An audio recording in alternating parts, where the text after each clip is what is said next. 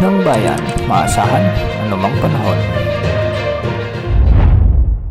Magandang araw po sa ating lahat. Narito na ang latest update sa lagay ng ating panahon ngayong araw ng Sabado, November 23, 2024. Sa kasalukuyan ay umiiral pa rin ang malamig na hangin o ang northeast monsoon sa extreme northern Luzon, samantalang ang mainit na hangin naman ang umiiral sa silangang bahagi ng ating bansa. Dahil nga sa easterlies o ang mainit na hangin mula sa karagatang Pasipiko, makakaranas ng maulap na kalangitan na may mga kalat-kalat na pag-ulan at pagkidlat-pagkulog ang Eastern Visayas, ang Caraga Region, Davao Region, ang Northern Mindanao, Zamboanga del Norte at Palawan.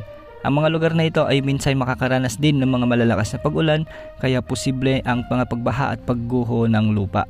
Samantala, umiihip pa rin ang malamig na amihan sa bahagi ng Batanes at Babuyan Islands, kaya ang mga lugar na ito ay makakaranas din ng maulap na kalangitan na may mga pag-ulan. Normal lamang ito habang umiiral ang amihan season sa ating bansa sa mga lugar na apektado nito. Hindi rin inaalis ang posibilidad na magkakaroon ng mga biglang pagbaha o pagguho ng lupa, lalo na kung may mga umiiral ding katamtaman hanggang sa kung minsan ay malalakas na pagbuhos ng ulan. Samantala sa Metro Manila ay magiging bagyang maulap hanggang sa maulap naman ang mga kalangitan na may mga isolated rain showers and thunderstorms. Dulot naman ito ng easterlies. At sa nalalabing bahagi ng ating bansa ay ganitong panahon rin ang aasahan ngayong araw. Samantala sa kasalukuyan ay wala naman tayong namomonitor na LPA o bagyo na posibleng pumasok sa ating area of responsibility sa susunod na 3 hanggang 5 araw.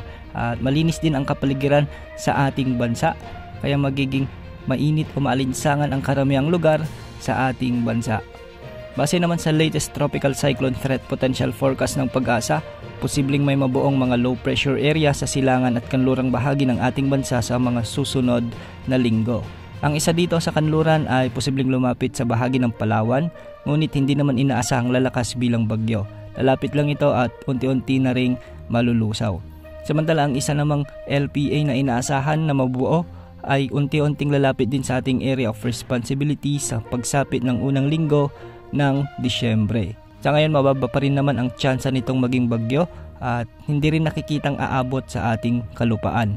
Kung sakali mang lumapit ito ay malulusaw na ito bilang LPA dahil sa malakas na pagbugso ng amihan na siyang nakakaapekto sa potensyal na samalang panahon na ito. Yan muna ang update sa lagay ng panahon. Ito pong weather update ng bayan, maasahan anumang panahon.